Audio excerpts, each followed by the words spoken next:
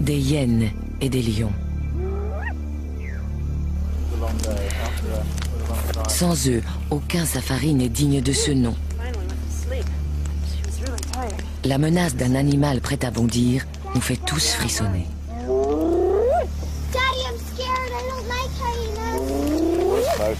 Don't worry about it, Hope. We've got these scaries.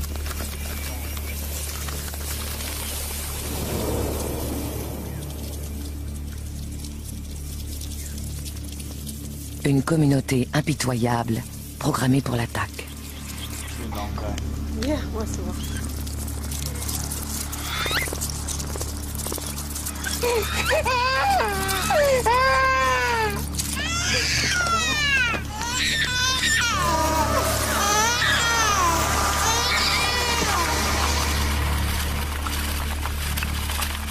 Il existe plus de 8000 espèces de fourmis sur la planète, inoffensives pour la plupart. Mais une ou deux d'entre elles sont si agressives que certains les croient capables de tuer des êtres humains. Est-ce réellement le cas? La fourmi voyageuse d'Afrique peut-elle dévorer un cheval en un jour? La piqûre d'une seule fourmi bulldog d'Australie peut-elle tuer un homme? La fourmi légionnaire d'Amérique latine peut-elle vraiment supprimer toute forme de vie dans une forêt? Tout ceci est-il un mythe ou une réalité? Nous allons parcourir le monde et tenter de découvrir la vérité concernant ces fourmis tueuses.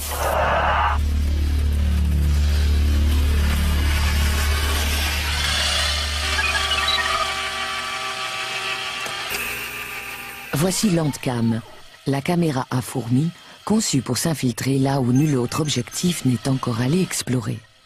C'est notre seule chance d'approcher sans risque ces insectes minuscules et d'obtenir des images inédites.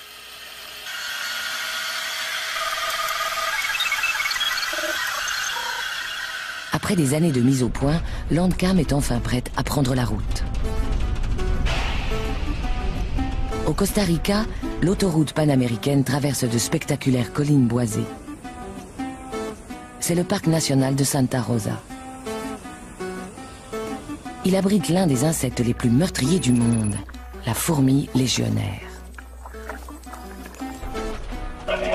Dale Morris est naturaliste et photographe. Il va nous aider à pister cette légende vivante.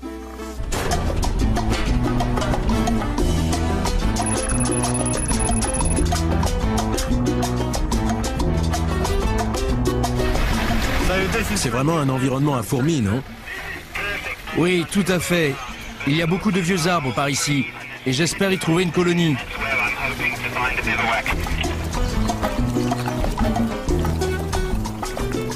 C'est chose faite. Armés de notre Landcam, nous allons suivre ces fourmis légionnaires en plein cœur de leur territoire. Si l'on en croit les films d'horreur, elles détruisent tout sur leur passage.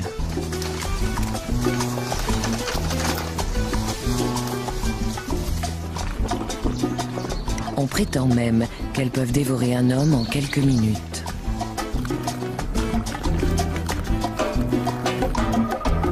La colonie composée d'1 million d'individus est installée dans ce tronc d'arbre. Comment va se passer la première rencontre avec Landcam? Sera-t-elle attaquée ou réussira-t-elle à les amadouer?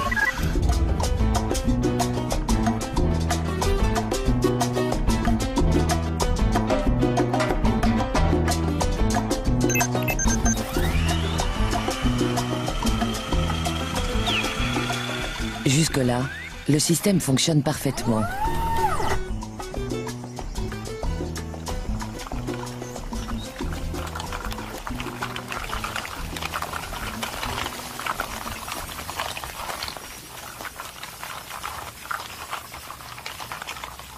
En découvrant le nid, on a l'impression de pénétrer dans un autre monde, les structures principales n'étant composées que de fourmis.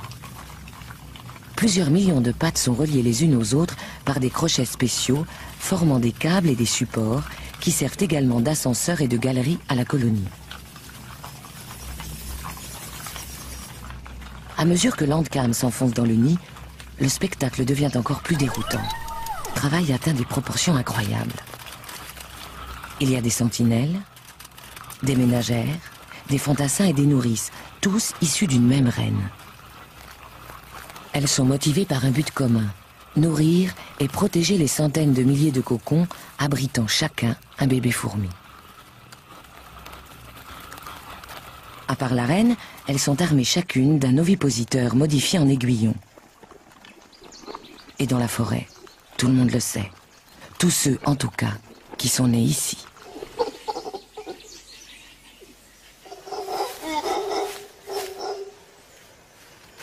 Le jour où il a décidé d'étudier seul une colonie, Dale Morris a commis une grosse erreur. Il pensait s'être équipé en conséquence, mais il avait omis un détail. Sa combinaison était prévue pour résister aux abeilles. Or, il allait observer des fourmis.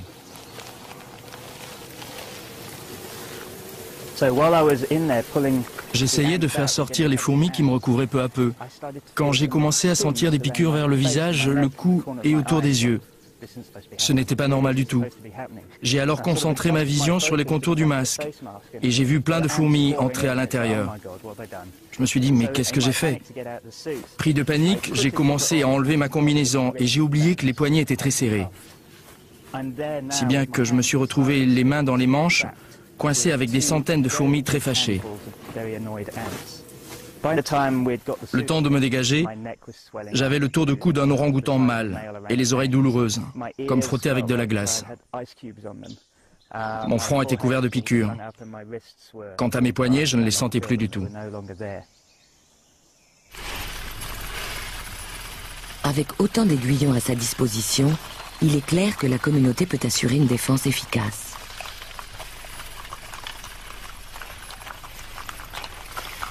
Avant toute chose, la colonie doit pourvoir à son approvisionnement en nourriture. Quel est alors son plan d'attaque?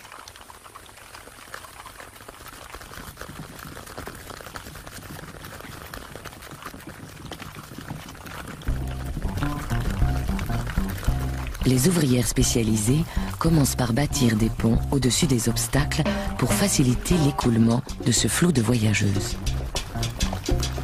Au moment du départ, il peut passer jusqu'à 6000 fourmis par minute.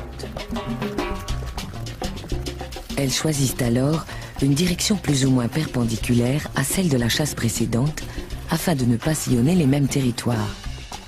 Elles ne s'accordent aucune minute de répit, et sont 300 000 à partir ainsi en chasse pour le compte de la communauté.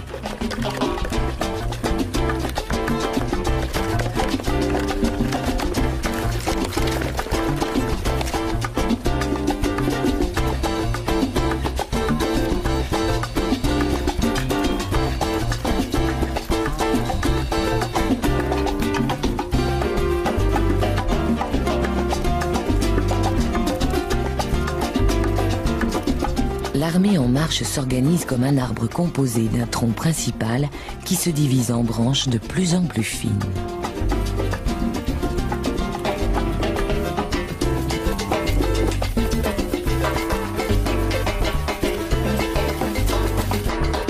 Les fourmis ne passent pas inaperçues. Après plusieurs millions d'années, leurs proies ont appris à repérer leur langage olfactif et fuient au plus vite le massacre à venir.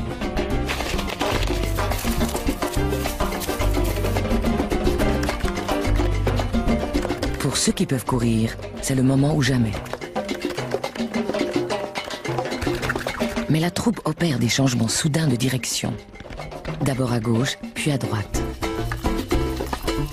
La plupart des fugitifs finissent par être pris au piège. Et les fourmis légionnaires sont sans pitié.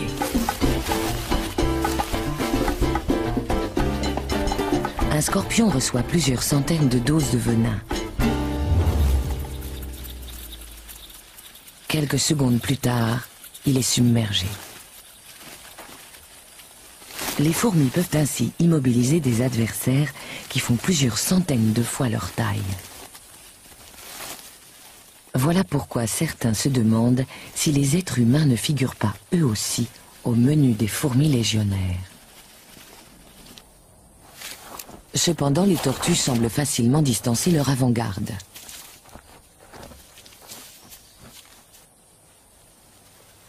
Et les serpents ne semblent pas non plus inquiétés par la horde vorace. La raison en est simple. Si les fourmis démembrent, elles peinent déjà à traverser le cuir épais de proies telles que les scorpions. Elles laissent alors les enzymes, distillées par leur aiguillon, faire le travail.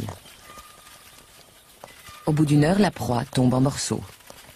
Elles peuvent ainsi rapporter au nid le repas gargantuesque.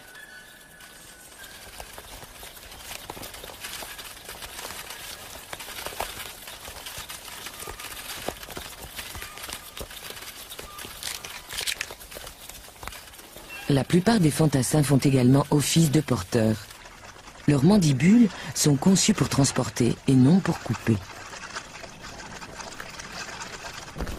Comme dans toute armée, le commandement est réparti. Chacun des porteurs assume un rôle de chef et recrute de l'aide pour traîner le gibier jusqu'à la fourmilière. Dans l'ensemble, cependant, le commandement et le système de contrôle restent mystérieux. Les fourmis transmettent et captent des messages chimiques très complexes. Mais cet alphabet n'a été que partiellement décrypté.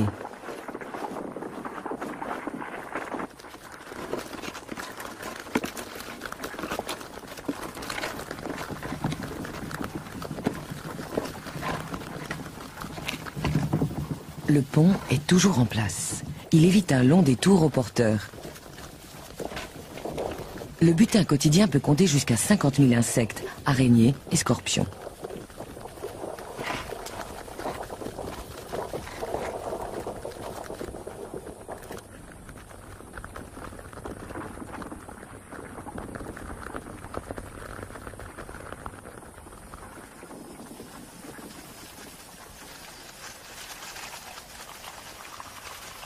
À l'intérieur, les nouvelles réserves de nourriture sont réparties équitablement au sein de la communauté. Le million de fourmis semble alors former une entité, un seul et même organisme.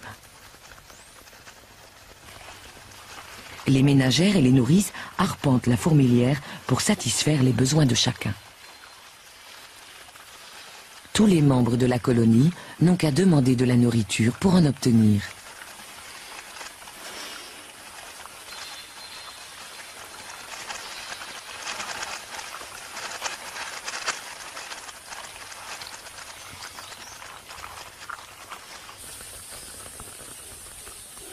À la tombée de la nuit, il y a de l'agitation dans l'air.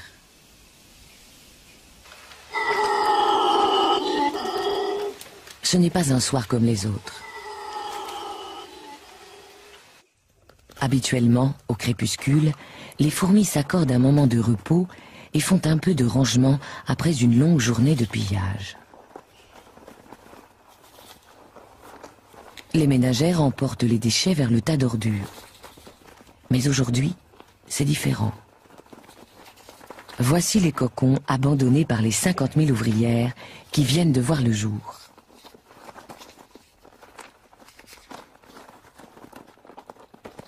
Ce soir, les fourmis vont nous offrir un spectacle unique.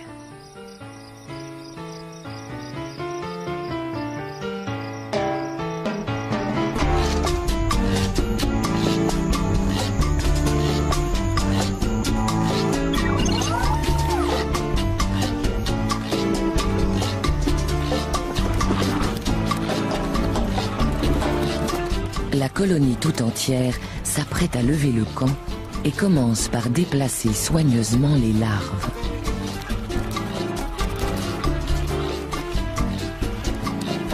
Dehors, les grands soldats coordonnent la manœuvre. Ils n'ont que quelques heures pour évacuer l'ensemble de leurs troupes. Comment la décision a-t-elle été prise? La reine gouverne-t-elle en monarque absolu ou les ouvrières ont-elles exprimé un vote chimique? Quoi qu'il en soit, personne ne proteste. C'est l'une des merveilles du monde naturel. La migration massive d'1 million de fourmis en une seule soirée.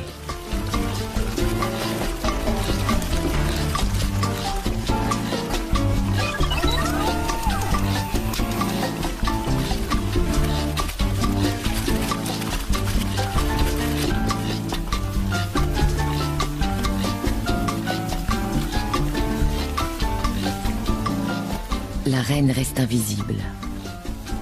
Elle échappe aux lumières inquisitrices de Landcam en se dissimulant derrière sa garde personnelle. Seule une lumière infrarouge, invisible pour les fourmis, mais pas pour notre caméra, permet de traverser cet écran de sécurité et d'entrevoir sa majesté.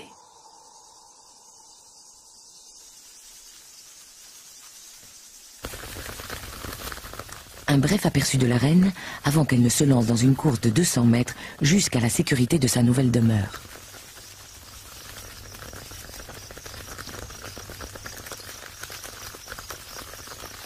Pour la colonie, c'est le début d'une période d'errance. Pendant les 3 semaines à venir, les fourmis se déplaceront toutes les nuits en quête de nouveaux territoires de chasse.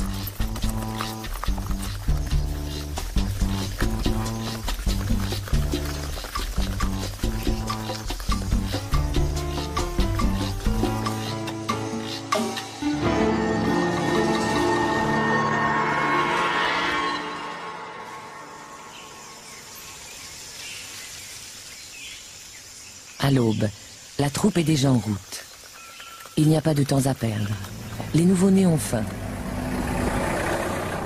Bientôt, les fourmis arrivent à l'entrée du centre de recherche de la forêt tropicale de Santa Rosa. Quel genre de nourriture espèrent-elles trouver ici? Et quelles sortes d'offensives peuvent-elles mener contre les humains? Elles font d'abord le tour de leurs victimes habituelles, dont certaines se réfugient dans des lieux insolites.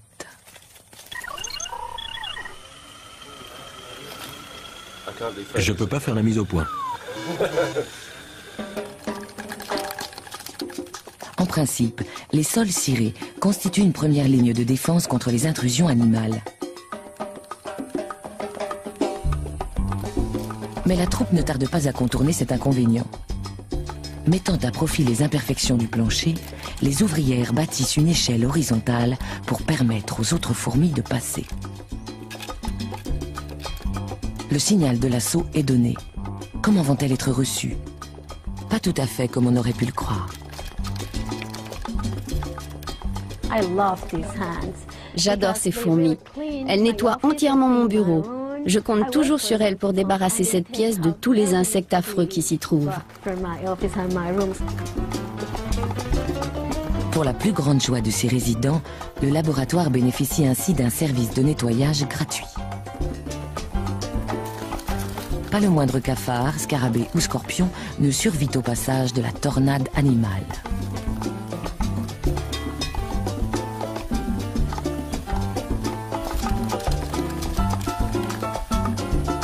Et qu'en pensent les gens qui vivent en dehors du parc?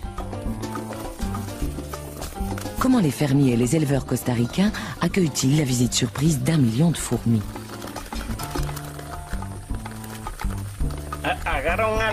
Elles attrapent les scorpions, les cafards. Quand elles viennent, elles emportent tout ça avec elles. Qu'elles nous débarrassent des insectes, des scorpions, des souris, de tout. Dans la forêt, les fourmis légionnaires sont sans doute les tueurs les plus féroces et les plus efficaces.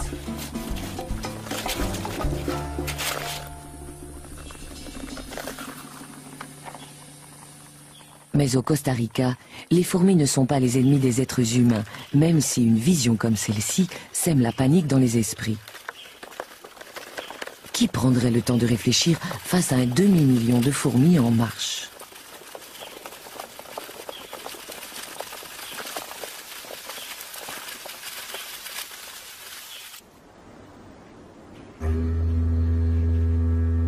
De l'autre côté de la planète, au sud de l'Australie, sur l'île de Tasmanie, vivent des fourmis qui n'ont rien de sympathique.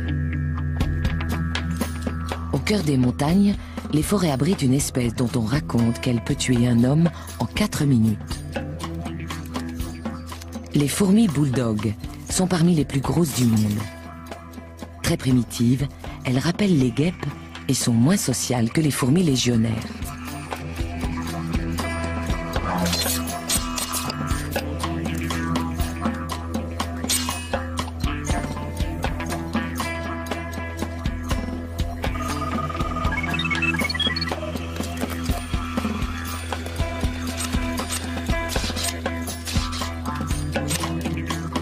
Les fourmis bulldogs sont grandes, voire gigantesques, et leur comportement est parfois carrément menaçant.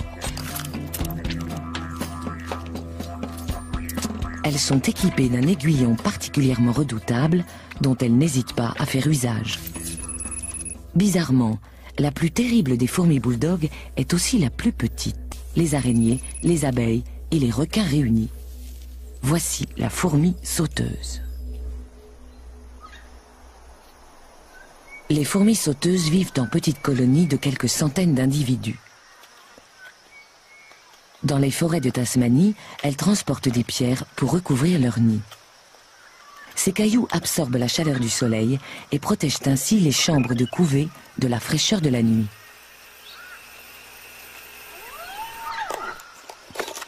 Avec une force équivalente, un homme pourrait soulever une voiture et la faire passer par-dessus la clôture de son jardin. Mais aujourd'hui, un nouvel habitat encore mieux adapté à leurs besoins s'offre aux fourmis. La banlieue. Tout autour de Hobart, les humains ont créé un parfait mélange de soleil et d'ombre au sein duquel elles semblent prospérer.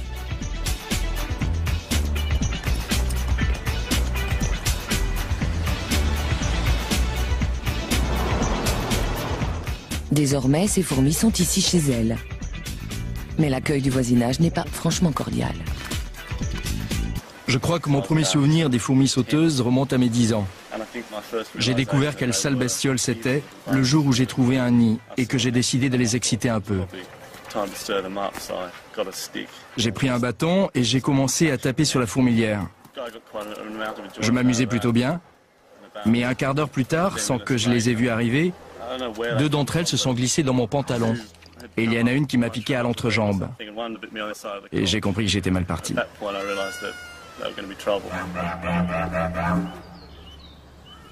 Pour beaucoup de Tasmaniens, la première piqûre marque le début d'une haine viscérale.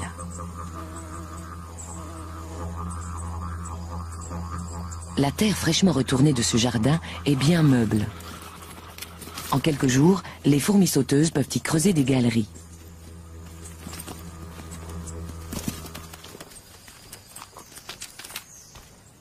Le nouveau nid peut passer inaperçu pendant plusieurs semaines. Il y a suffisamment de soleil ici pour éviter aux fourmis d'aller chercher des pierres. Elles s'adonnent alors à leur passe-temps préféré, l'agression. Dès que l'Andcam s'approche de trop près, elles montrent leur vraie nature. Dotées d'une excellente vision, elles nous repèrent immédiatement et ne craignent pas de se battre si nécessaire.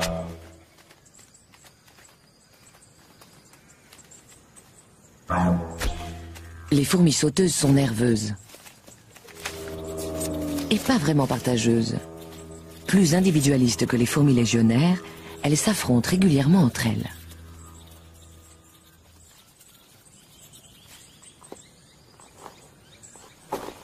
Ces combats singuliers ont pour enjeu la domination du nid. Les autres n'interviennent pas.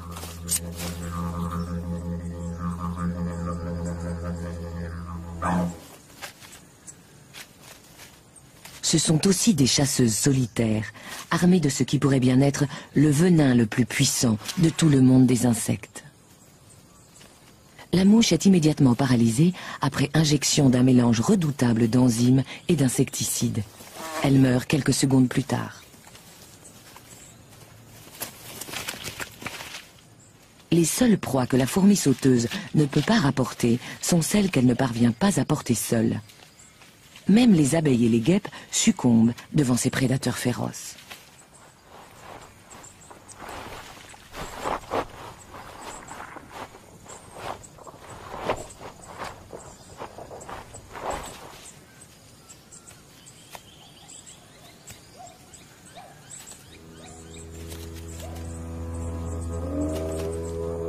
Ce sont de vraies guerrières. Les moindres mouvements ou vibrations les mettent en alerte. Et bien souvent, nous en faisons les frais.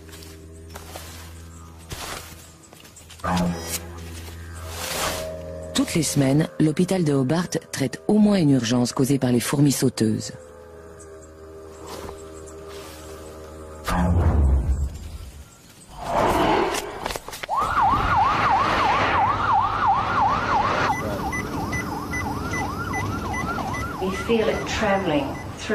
On sent le venin voyager dans le corps et ça devient chaud, comme si un liquide brûlant courait dans vos veines.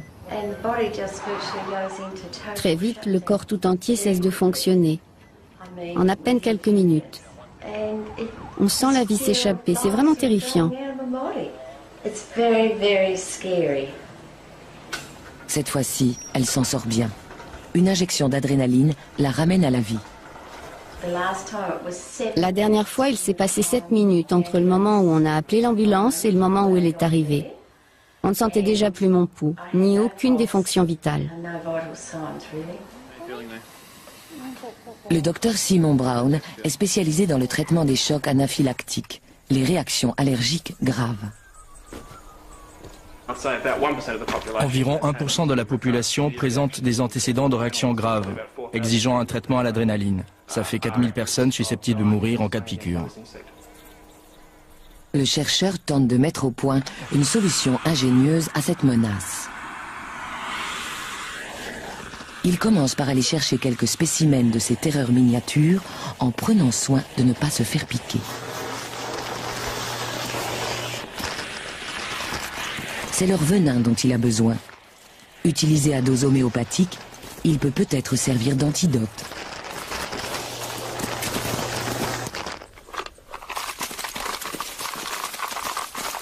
Il les enferme dans une boîte spécialement conçue pour exploiter les fameuses attaques des fourmis sauteuses en les soumettant à de brèves impulsions électriques.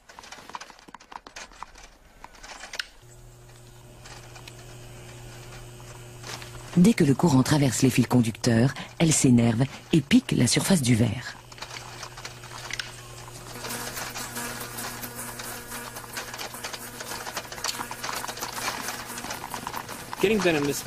Avec cette méthode, on obtient à peu près 10 microgrammes de venin par fourmi. C'est beaucoup de travail, mais comme ça, on n'a pas à les tuer et on peut les ramener au nid. C'est écologique, d'autant plus qu'on s'est attaché à elles ces dernières années.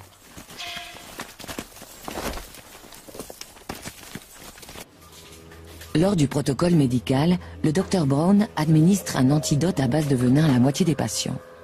S'il est efficace, ils réagiront à peine à la prochaine piqûre.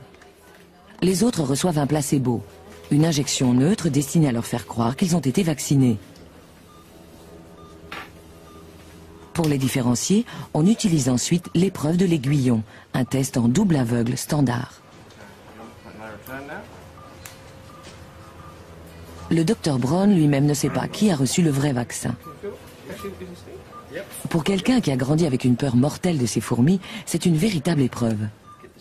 C'est parti.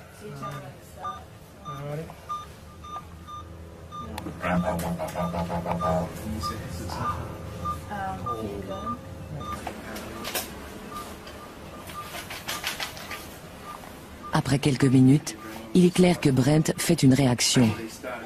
Il a dû recevoir le placebo. Greg va bien, son rythme cardiaque est normal.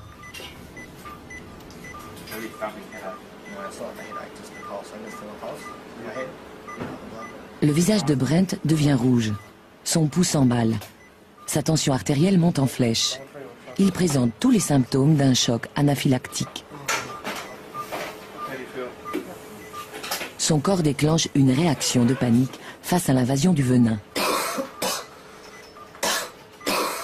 Sans adrénaline, il pourrait mourir en quelques minutes d'une crise cardiaque ou de suffocation, car l'air ne passe plus dans ses voies respiratoires.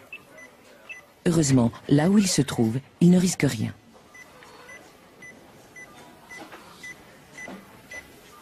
La bonne nouvelle, c'est que le traitement du Dr Brown est efficace. Aucun des patients vaccinés au venin n'ont réagi à la piqûre. Brent n'aura plus jamais à vivre pareille expérience. D'un point de vue allergique, la fourmi sauteuse peut être considérée comme la plus dangereuse de toutes les fourmis. Elle est agressive, elle s'éloigne beaucoup du nid et elle pique tout ce qui bouge. Si elle était aussi répandue dans le reste du monde, des centaines de milliers de gens vivraient sans doute avec la peur quotidienne d'être piqués et d'en mourir.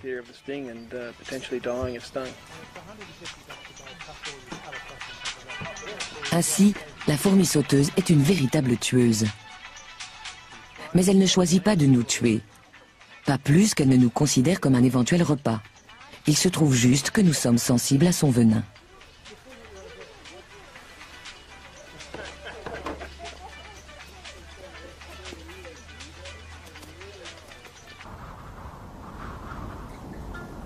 De l'autre côté des mers, en Afrique orientale, vit une fourmi vraiment terrifiante et qui pourrait bien ne voir en nous qu'une réserve de chair fraîche.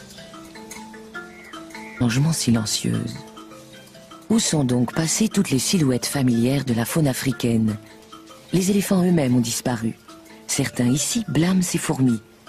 Les fourmis voyageuses, également appelées les siafous.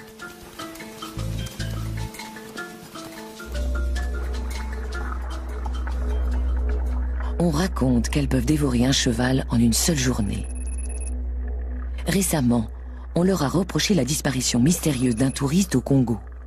Alors, sont-elles vraiment mortelles?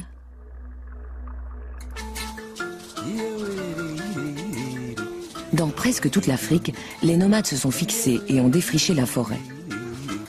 Sur le mont Meru, les Maasai cultivent désormais des bananes, du maïs et des haricots pour nourrir leur famille.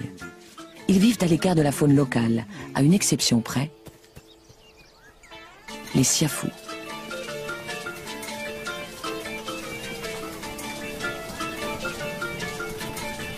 Tout comme les fourmis légionnaires, les siafous voyagent en quête de nourriture, avec cependant une différence fondamentale.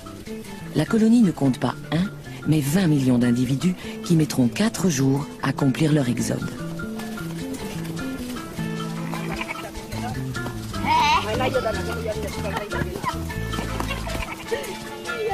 Les siafous inspirent sans aucun doute le respect et personne ne cherche à les déranger.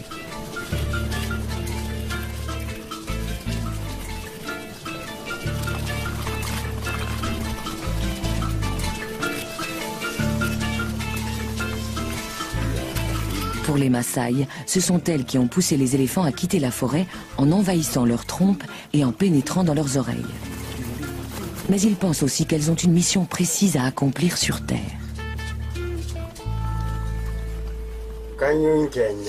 C'est Dieu qui a créé les siafous pour que cet endroit reste propre. Elle nous débarrasse des cadavres. Landcam en main, nous allons tenter de faire la part du mythe et de la réalité. Merde! Contrairement aux légionnaires, les siafous n'ont pas d'aiguillon. Mais leurs mandibules extraordinairement acérées tranchent à peu près n'importe quoi. Et dès que les grandes ouvrières ont découpé le cuir de leurs victimes, leurs petites sœurs peuvent attaquer la chair plus tendre. Je crois que je vais battre en retraite. Je m'avoue vaincu. Siafou 1, réalisateur 0. D'où l'utilité de Landcam. Elle ne connaît pas la douleur.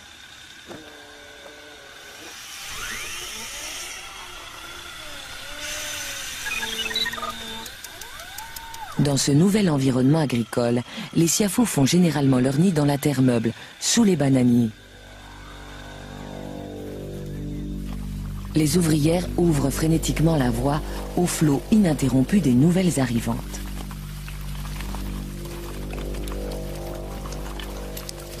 Elles sont totalement aveugles.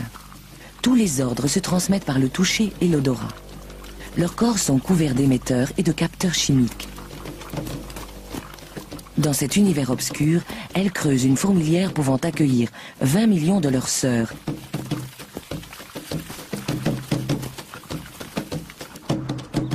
L'alternance de migration et de forage se poursuit jour et nuit. Les pluies approchent et un extraordinaire spectacle va bientôt commencer.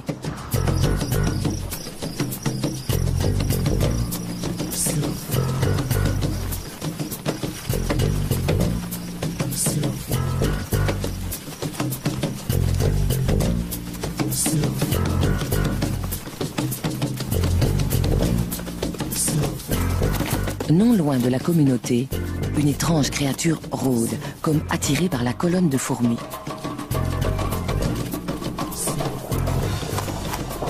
On la surnomme la mouche saucisse.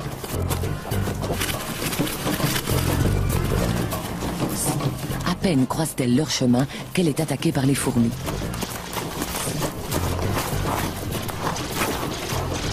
Celle-ci ne la tue pas. On dirait même qu'elle l'attendait. En fait, il s'agit d'un mâle siafou. C'est la plus grande fourmi du monde. Il transporte assez de sperme pour engendrer 500 millions de bébés fourmis. Pas de démonstration d'affection. Les fourmis le clouent au sol et lui coupent les ailes, faisant de lui leur prisonnier. Il sera ensuite conduit au nouveau nid et retenu captif jusqu'à ce qu'une jeune reine soit prête à s'accoupler.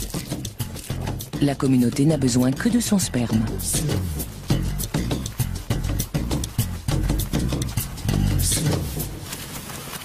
La colonne s'enfonce sous terre avant d'atteindre enfin le nid.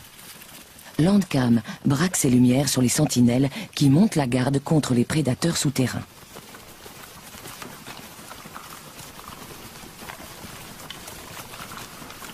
À l'entrée de leur nouvelle colonie, les siafous se livrent à un incroyable exercice d'organisation. Chaque minute voit arriver 6000 fourmis qui transportent presque toutes une de leurs sœurs. Les nouveau-nés, les larves et les œufs doivent être nettoyés puis stockés. Comment accomplissent-elles un tel exploit? On sait que tout se fait par le biais de messages chimiques. Chaque fourmi annonce où elle a été, ce qu'elle transporte et si elle a besoin de nourriture. C'est une sorte d'internet des insectes qui permet de relier et d'informer plus de 20 millions d'individus.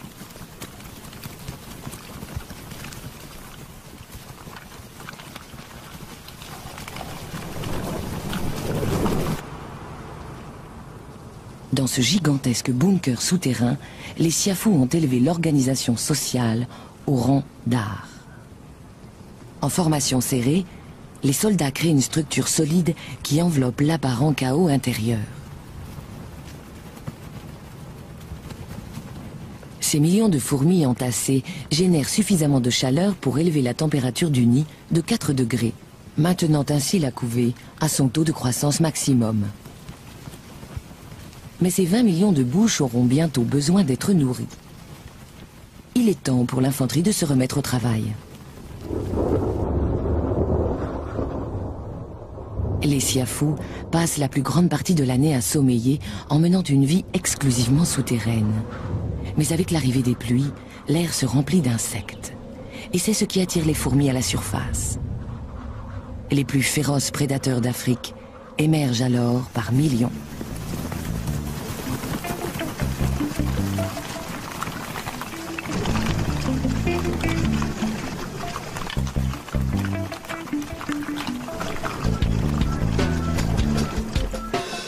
Elles traînent l'extrémité de leur abdomen le long du sol, laissant ainsi une trace olfactive qui servira de point de repère aux suivantes.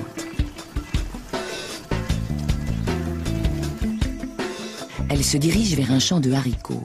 Pour tous ceux qui s'y trouvent, c'est l'apocalypse.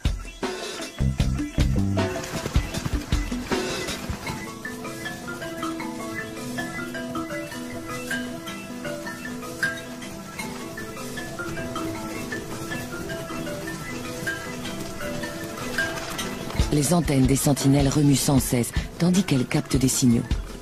Elles sont attentives au moindre changement dans l'air, à la moindre menace. Regardez.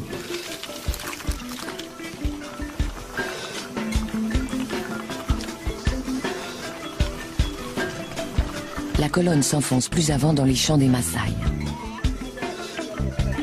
Les fourmis ne sont pas les seules à s'être multipliées. Des millions d'insectes et de scarabées se sont attaqués à la succulente récolte.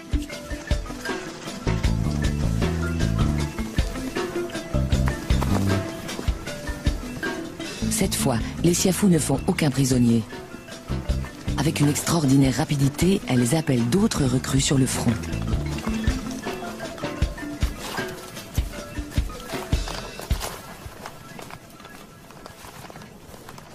Malgré leur cécité, elles sont d'une précision chirurgicale quand il s'agit de découper leur proie pour s'introduire à l'intérieur.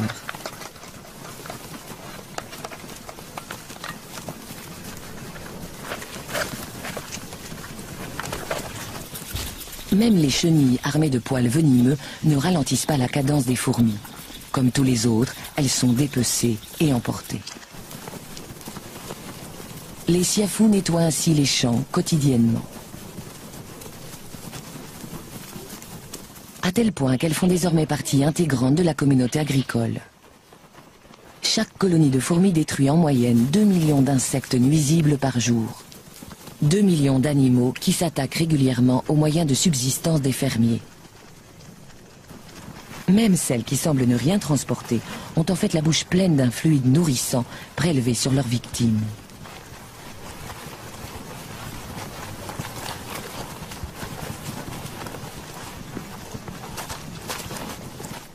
C'est une sorte de désinsectisation naturelle, et les fermiers Maasai mesurent parfaitement la valeur de leur intervention.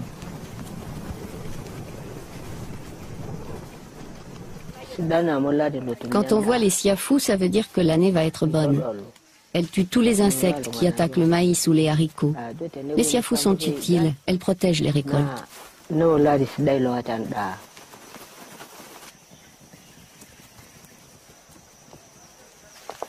Tout ce qui est comestible et ne parvient pas à fuir est tué et dévoré.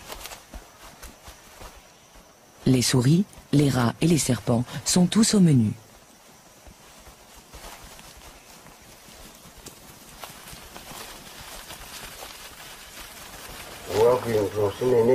Je connais quelqu'un qui a été tué par les fourmis. Peut-être qu'il était ivre ou malade, mais en tout cas, on l'a retrouvé le lendemain matin, recouvert de siafou. Si bien que tout le monde pense que ce sont elles qui l'ont tué.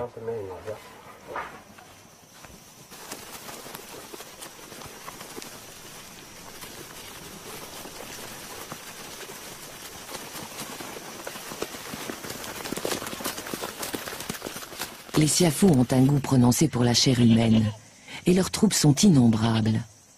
Doit-on pour autant déduire qu'elles attaqueraient délibérément des hommes dans l'intention de les manger? C'est une menace que les Maasai prennent très au sérieux. Ils font en sorte de toujours garder leurs bêtes hors de portée.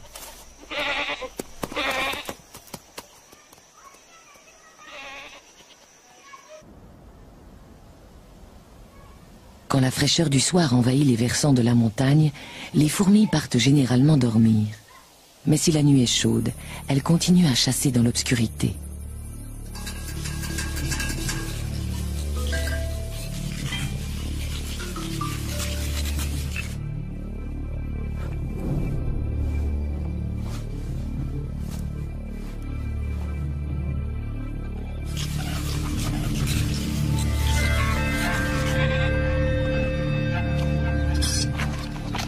Les volailles sont enfermées dans le poulailler, à l'abri des mangoustes.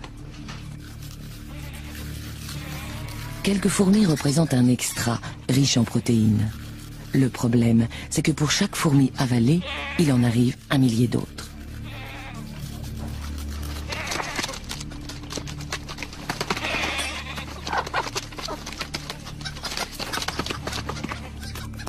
Conscientes du danger, la plupart des bêtes tâchent aussitôt de s'enfuir.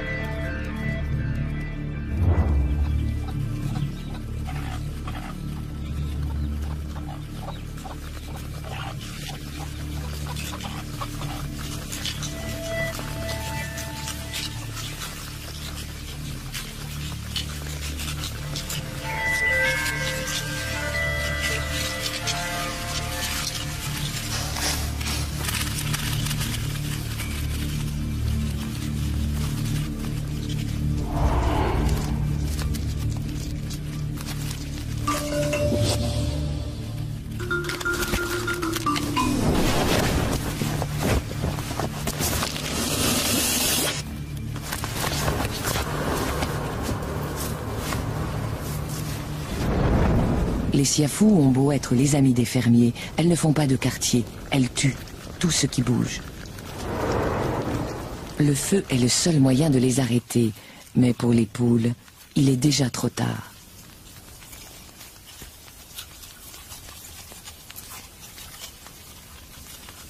D'ici 24 heures, il ne restera que des becs et des os.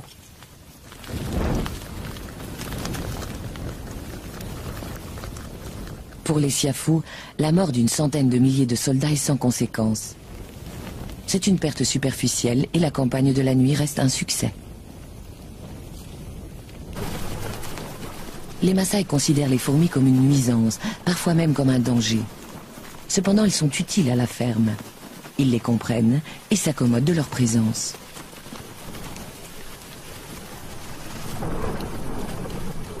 Mais pour les étrangers, la toute première rencontre avec les fourmis voyageuses est souvent problématique. Aujourd'hui encore, de terrifiants récits circulent. On était venu rendre visite aux Maasai avec des amis à nous. Ils vivaient dans la région et avaient amené leur bébé avec eux. L'enfant était fatigué, si bien que j'ai suggéré de le mettre au lit. Je leur ai montré la tente et je suis revenu près du feu, où j'ai continué à profiter de la soirée. Et puis tout d'un coup, le bébé s'est mis à hurler. On a couru à la tente. Il était couvert de siafou. C'était affreux. Je suis sûr que si on n'était pas arrivé, les fourmis auraient pu facilement le tuer.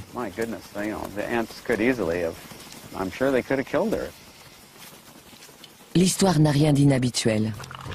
Contrairement aux autres insectes, les siafous attaquent parfois les hommes avec une intention prédatrice. Dans les rares cas où cette attaque réussit, la victime meurt par suffocation, après invasion des poumons. Pour elle, nous ne sommes qu'une proie de plus. Une parmi les milliards de vies qu'elles prennent quotidiennement.